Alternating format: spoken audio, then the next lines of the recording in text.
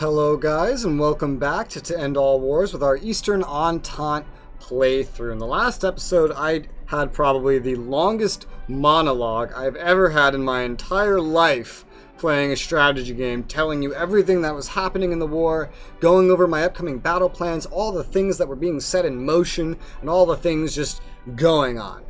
Well, I finally hit end turn at the start of this episode, and here we are with our first battle in the first day. The Battle of Niš, which is in Serbia. I can't show you things as well anymore because I can't move around without crashing the game and having to redo the whole process here, but it's the Battle of Niš. It's a town in Serbia that we were defending a few turns ago. All that's really there right now is an infantry unit that was being made, and all that was really left of that was a field artillery regiment, which has been vastly overwhelmed, as you can see, 4,700 troops and some other things, compared to 240,000 troops, Bulgarian and Ottoman. This is not mostly Bulgarians, it's just a Bulgarian leader for some reason. A lot of enemy troops, doesn't stand a chance. Anyway, moving along. We are now over in the Ottoman Empire, where I was moving a bunch of my troops over towards Adan in order to try to deal with a large Ottoman force that has chosen to bypass my defenses and encroach through the mountains instead. It's a pretty problematic situation. We don't have a whole lot of things we can select. We can either go strong center or not strong center. The enemy commander is, despite looking to be just as shit as we are, still somehow better than my Russian commander over here. The Russian commanders are terrible. They're so terrible, and I hate it. We have not a crazy overwhelming force by the looks of it, at least not in power. Our cavalry numbers seem even. Our artillery, we have a slight advantage, but we have way more infantry. The estimated power is certainly a confusing part here. We are in goal. We have not actually reached Adan. We are 1 day away from Adan, but because we're so close, those forces should partake in the battle. So I do believe our numerical advantage here should only get better. So as much as I see it as being a risk, I think I'm going to go with my commander's suggestion here. I'm going to go into the battle. Yeah, you see it really blew up there. Oh, man. And it's a Russian victory, but at what cost? So the infantry assault failed on round 2. Of course, our commanders suck. They got a much better commander that came in shortly after. They went with a massed fire defensive kind of thing, which may have been something to counter. I don't know. It seems like they would need, they would need an entrenched position in order to really make use of this. So I don't think it was really going to be too successful in general, but 3 of our commanders took part in the battle. I believe we had 5 in the area, so I don't think they all actually took part. They may have, but we had 191,000 troops, almost 12,000 cavalry, 576 guns. They had more guns with 624. They had less cavalry with a little under 10,000. They had less infantry with about 165,500. We lost 20,000 men. They lost 36,000 men, so that's a win. We lost 522 cavalry. They lost 904 cavalry. That's a win. We only lost 12 guns. They lost 36. Overall, this is a win of a battle. We had overwhelming numbers compared to them, except for the artillery. But we still managed to win the day here. And we permanently wiped out a mountain artillery regiment, whereas none of our units have been so crippled, which is nice. Hopefully that front is taken care of, because I don't want our Ottoman troops to get whittled down too much, because we kind of rely on them by themselves. It looks like a rail line got cut, though, in Ardan, so we're going to have to be stuck there for a turn and repair it, or kind of march our way out onto a rail line if we have to respond to anything else next turn. Our troops that were moving from Pultusk to Stein have arrived on day 8, exactly the day they were set to arrive, and already there's a battle. This enemy leader was already here, I believe, and he did not seem to want to run. Much better commander than we have, but we have overwhelming force. Our leader would like to do a cavalry breakthrough. I find that so weird, considering we have so little cavalry, but they have no cavalry and barely any troops, so sure, I will let you do this plan. Okay, Russian victory, not a victory I'm very proud of, but we had pretty even amounts of guns. They had some sort of like full-on howitzer brigade here. Makes me wonder if it's heavy artillery or if they just had a separate artillery group, but they had a lot of guns. You know, that's the thing about playing Russia. I've noticed we have so much infantry and so little guns. My priority of making infantry and cavalry instead of guns certainly isn't helping, but I guess I'm playing to our strengths anyway.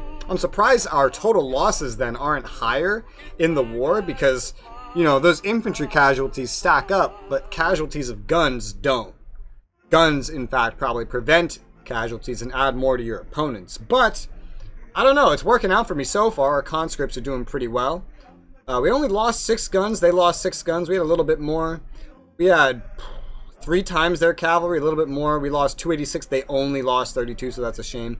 Infantry loss is pretty even, as you can see here, even though we had over twice their men.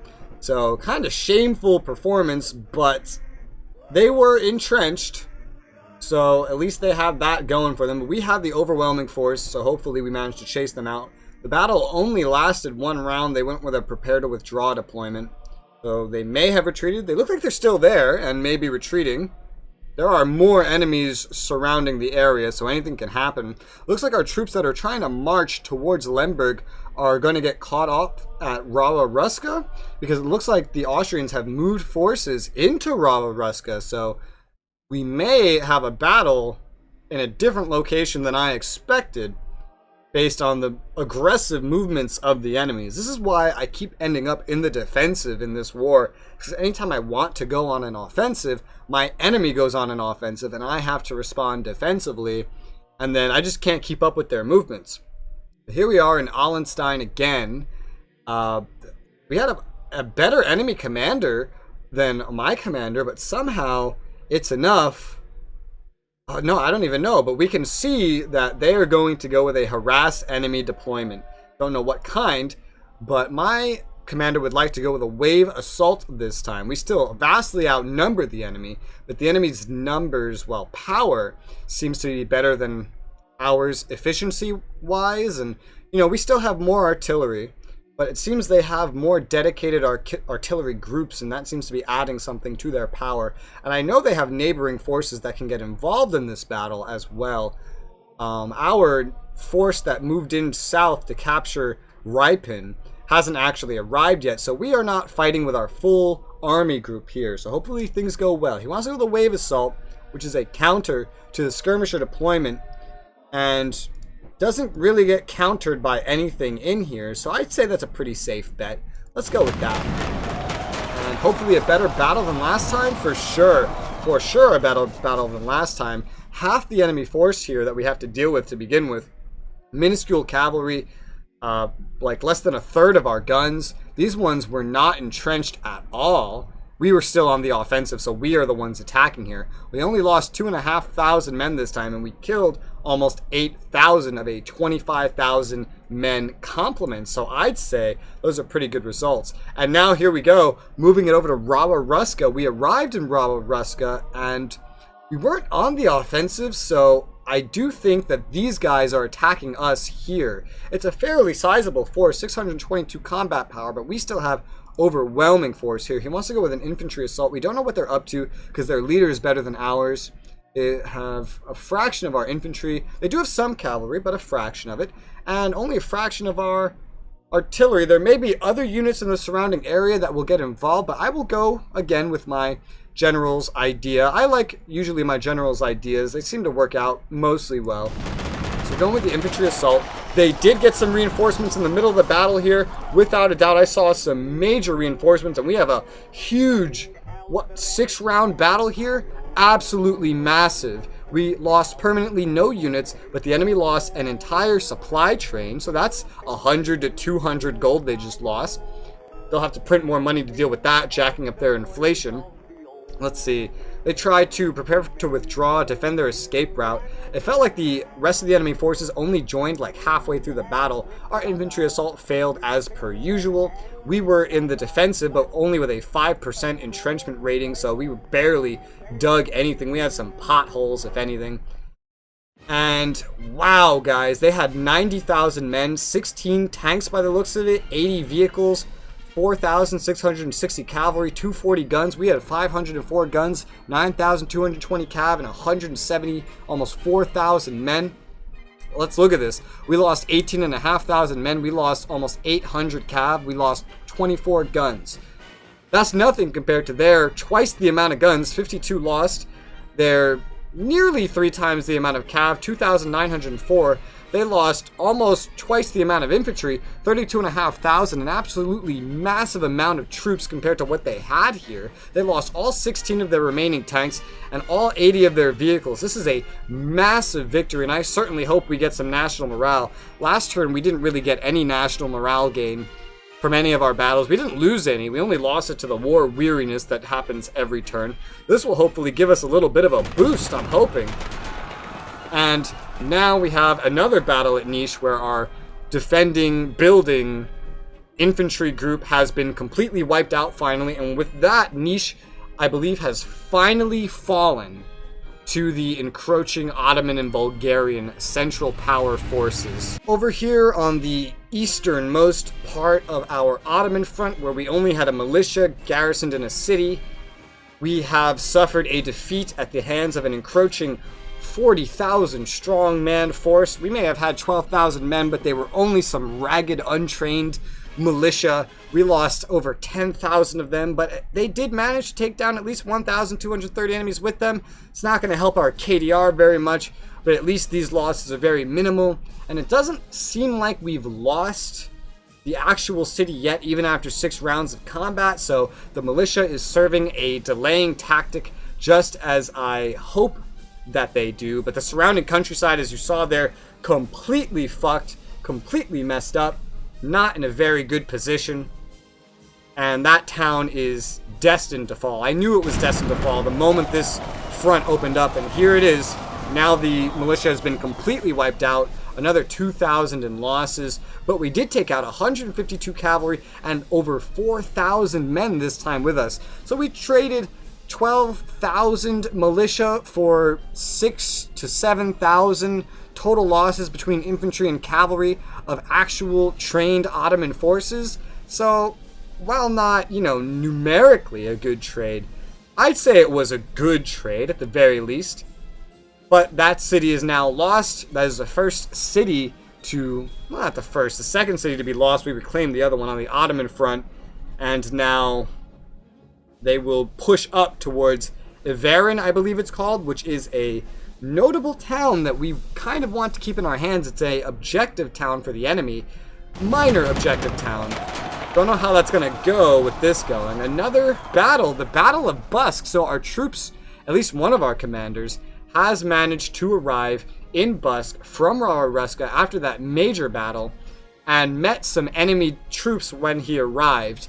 We lost 2 of our planes. The planes are really minuscule losses. When they are lost, they get upgrades. I don't know if the recon planes get any upgrades, because that's what we have. We have recon planes. I never made any fighters, because their purposes seem pretty limited to me in this. But we did lose 2,224 men to their 4,612. We lost 152 cav to their 65. We outnumbered them vastly. Even if we suffered 10 times the amount of losses, it probably would have been a victory. None of their units look like they were permanently wiped out. Oh, we also got another 12 guns.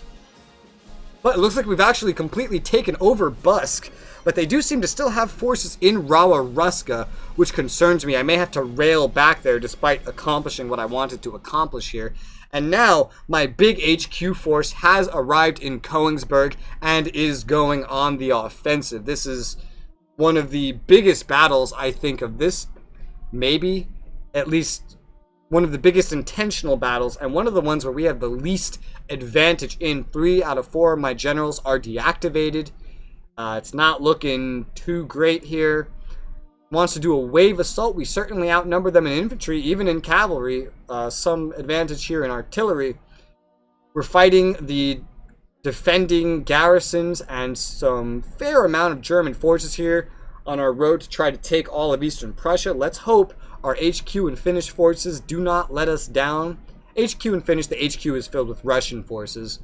You know what I mean, though. Let's see the results. Okay. Ow. That hurts. So it's a Russian victory, but the ratio, not so great. We permanently lost... What? What? What? I'm sorry. We permanently lost a militia.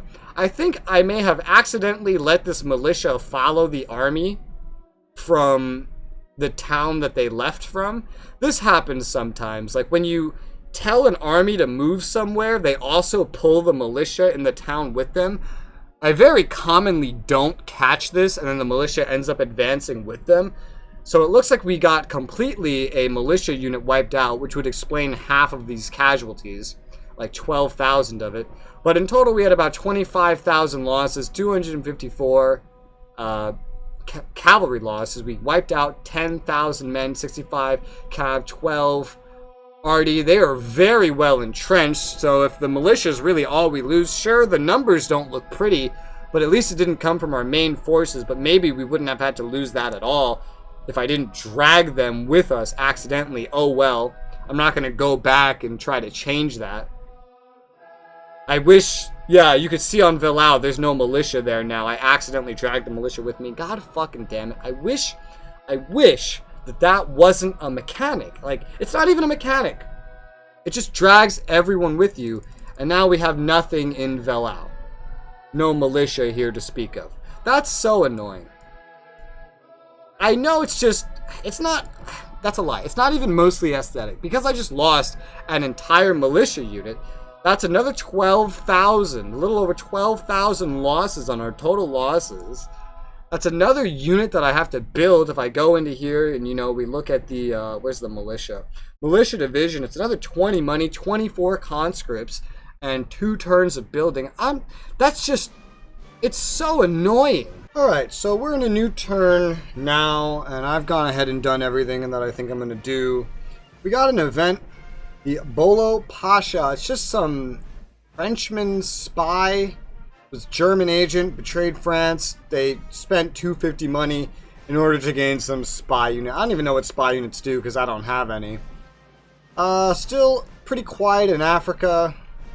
Over in this part of the world, even the bombardments have stopped against the German-Chinese bases, so Japan's being real docile, unfortunately. Nothing happening in this region of the world. Let's go look at the Ottoman front. We did successfully chase out all enemies from Ardennes yet again, and there's some left over in Golo, but the rail network of Ardennes was once again destroyed. So we're going to sit down here, we're going to recover for a turn, and we're going to repair the rail network, and then we're going to spring back into action, hopefully. They have little groups of camel brigades and cavalry and other units spread out between our Arpasse and Kars. Off to the east is where the real, more intimidating portion of their forces, having just taken this city that I will never try to pronounce, moving some militia even forward towards Irvan. And now Irvan is the Ottomans' target of this area. It's their strategic objective target. So we want to protect that.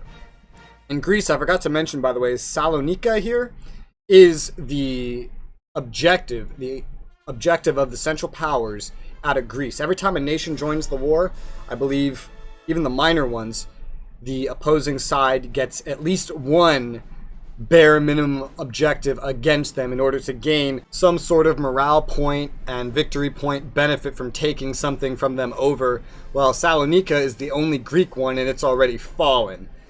I believe when you take an objective city for the first time, if this works anything like Rise of Prussia, you get a morale point immediately.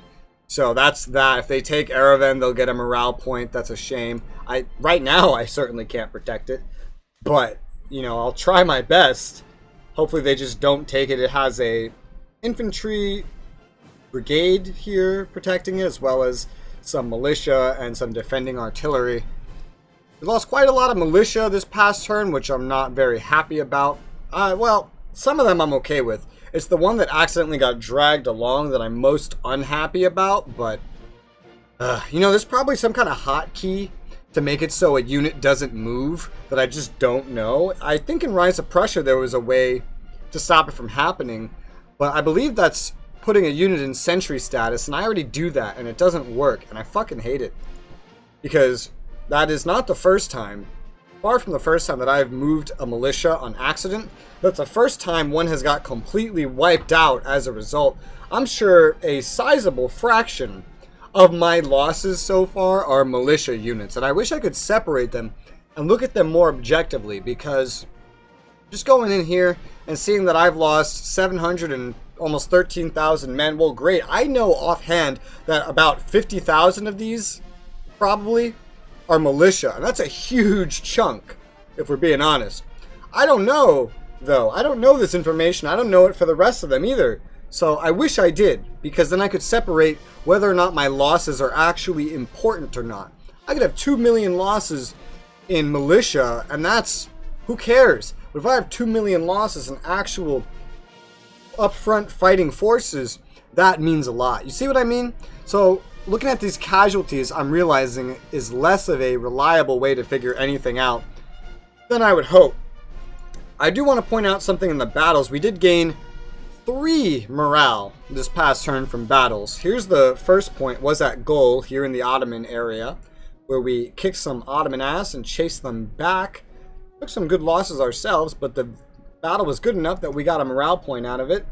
Scroll down a little bit more and we got 2 morale, 2 from our battle, our impromptu battle at Rawa Ruska, where we just came out with a victory and destroyed all their tanks and cars in the area. Whole bunch of their units, which by the way, they still have this group here. So over here I'm sending some units back so that, you know, we can cover these 2 areas with this army group, and we can support them from Busk if they attack again in Rawa Ruska. Not really going on the offensive, but I'm sure they're on the offensive. It says they have 433 power, which is not a whole lot, but my units here are really fucked on cohesion after that massive battle that happened. So I'm hoping that we can get rid of them nice and quick. It doesn't end up being that big of a deal. And right next to this now splitting up army group dealing with Rawa Ruska for the umpteenth time, I am taking this group that I was just going to have sit at Zlakzow, and I'm now using them instead for the offensive on Lemberg. The idea is these troops will be nearby one way or another. Maybe not all of them, but a good chunk of them. And hopefully we can finish up Rawa Ruska ASAP and then move our units back this way so that we can be more of a support. But the amount of troops in Lemberg have really thinned out because they all came up here to attack Rawa Ruska. So I'm going to jump on this opportunity. I'm going to move these units down to Lemberg and begin a siege because we want to get holes in the wall to ensure a speedy assault. It is a size 1 fort only, which is not the greatest, meaning just 1 hole in the wall, and we will be able to attack and skip past all the fortification bonuses that the enemies get. Now over here, I'm actually kind of evacuating all my units from Kolomia and Czernowitz, at least, you know, not the militia, which I had to manually go back and make sure they didn't leave. They're not leaving. You see, I have to check this every fucking time I move a group of units and I want to move them in sync in any way. Because the Austrians look like they've moved a pretty sizable chunk of troops into Kamenets. And they're attacking the area. There's only a militia here. There's only a size 2 city. They could have done an assault, but they didn't. And I've had to be very mobile with this army group to deal with any threat around here as soon as it pops up. So here's what I'm doing right now. These troops will take 2 days to get here, and the other troops will take 3 days, but at least they'll be in Chotin and be able to assist, at the very least, whether they get there before an attack or not. The enemies would certainly be the ones to start the attack, given that they are in the offensive mode, and we'll hopefully chase them off from there. Over in southern Poland, I'm currently sending 2 of the least supplied army corps over here up to Kiel, so at least they're sitting on a city, and so I can more properly defend this area rather than waiting for them to cross and doing a curb stomp. We can actually have troops there entrenched and waiting for them should they decide to cross. Over in Western Poland, we're not seeing many changes or updates. There hasn't really been a battle. They have some panzer wagons over here. I can't tell if those are like supposed to be the car units or if those are some tanks. I don't have any tanks yet, but I'm not surprised that the others are getting tanks. They seem to be ahead of the curve compared to us. Over here, my group in Allenstein are just going to kind of stay put. Currently, none of them are activated, so none of them can stay on the offensive, but they have fully secured Allenstein. The group that lags behind and went to Ripon instead has arrived just before the end of the turn. I'm putting him on the offensive to maybe get into a battle and deal with this German troop, which has retreated from Allenstein following the battle, I'm pretty certain, while hopefully capturing a good chunk of the area on his way out, just enough to have a majority of military control anyway, and he's going to spend 8 days marching up to Allenstein to join with the rest of his friends. Now, going further north, we are outside of Lützen. I do not know if I would want to... I don't have to worry about merging. If I would want to necessarily... Here we go. Assault this fort. We don't have a hole in it. It's a size 1 fort. They don't have the craziest garrison in the world, but they do have what looks to be a militia and some defending artillery, 102 combat power, and while I'm sure with some repetitive assaults we could wear that down, those could be some unnecessary losses. So I'm going to continue to take the surrounding countryside and cross my fingers for a hole in the wall. This is where not having heavy artillery helps.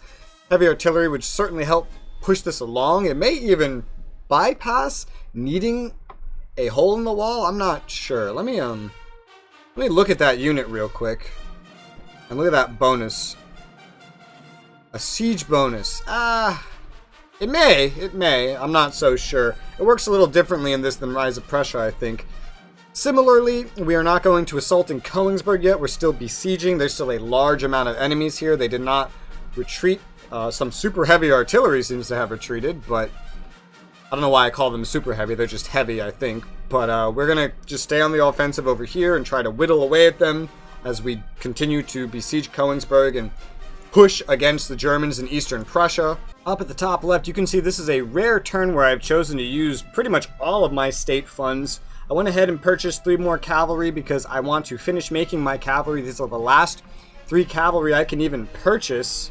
There's no more cavalry I can recruit. You can take a peek. That's it. That's all the cavalry I can ever recruit for the rest of the game, unless some new category of cavalry appears. But I had a lot more money than what it takes to make 3 cavalry. And where that went is I unlocked tank research. I assume everyone unlocked tank research. We will start progressing in tank research now. So I decided to throw money in there as soon as I can so I can unlock some early tank units as soon as possible, because really I don't know how that's going to work in this game, but I do imagine that they will essentially be cavalry units on crack, right? Like maybe not as maneuverable, but you know, tanky. And so I'm sure getting them would be a huge benefit. Russians may be known for their infantry, but in World War II they were also known for their mass of stupidly tanky, even if very unreliable, tanks. So this may be World War I, but I wanted to get in there as soon as possible so that I can get the tanks done and see it, the stats that is, of the units as soon as possible. And now let's take a look at the current situation. So as we know, our national morale has now gone from 99 up to 101 thanks to getting some changes from winning some battles.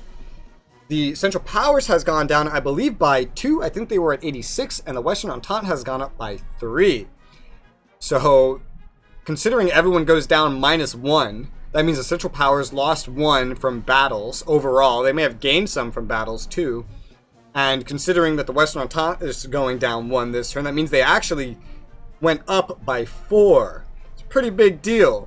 I don't know how or by what, but I do know the Central Powers have lost almost 200,000 more men this turn. And I dare say, I don't know if I killed 100,000. Usually, I'm pretty confident that I did half the work, even though I'm not even half of the Entente in terms of total power.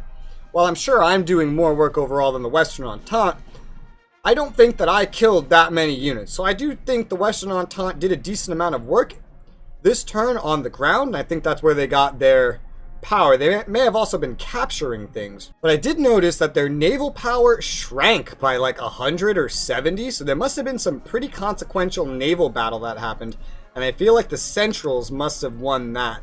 The Western Entente is now up to 1.65 or 66 million units lost. Central Powers 2.71 million, and I'm up to 713,000 with, you know, an increasing chunk of that being militia units, which is constantly upsetting.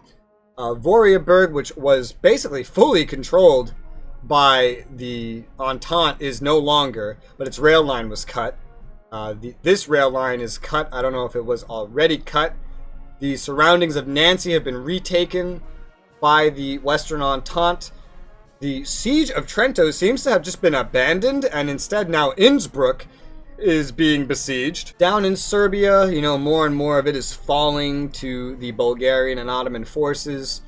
The Austrians, I knew this would happen. This fucker crossed the river again to get to Uzis, and he's probably going back to Ivanjica. I expected him to do this. I kind of want to stay down there to stop him, but there's a much larger force to deal with, and this force isn't necessarily going to win. I don't know. I also don't want to get trapped down here with just a depot and all my surroundings being cut off. This little line right here is like the best chance I have at holding anything, but I'm going to continue to send this army over towards Velica. It'll take him 11 days to get there. It's most of the turn, or hopefully he'll get there before the incoming Bulgarian and Ottoman forces, where he can hopefully hope Jankovic hold on to the city of Velica and hopefully do some good damage, hopefully get a good KDR, hopefully have a good situation. That's what I'm hoping. The worst way this could go is he doesn't get there in time and then, you know, runs into the Bulgarians as they've already chased Jankovic out, but I'm willing to take that risk because at the end of the day, this unit is not actually that important to my battle plans. And with that, we have a nice full turn. So you know the drill. Let me know what you think in the comments below about how this episode has gone and your predictions, any suggestions you have, any thoughts you might want to share. Also, I took a look and saw our ammunition supply is still steadily going up. I know I mentioned that in the last episode or earlier in this episode. I don't know, but it's doing fine. It's doing great. Thank you guys very much for watching this episode. And next turn, we will hit end turn yet again and see how an undoubtedly large amount of battles are going to go. I'll see you then.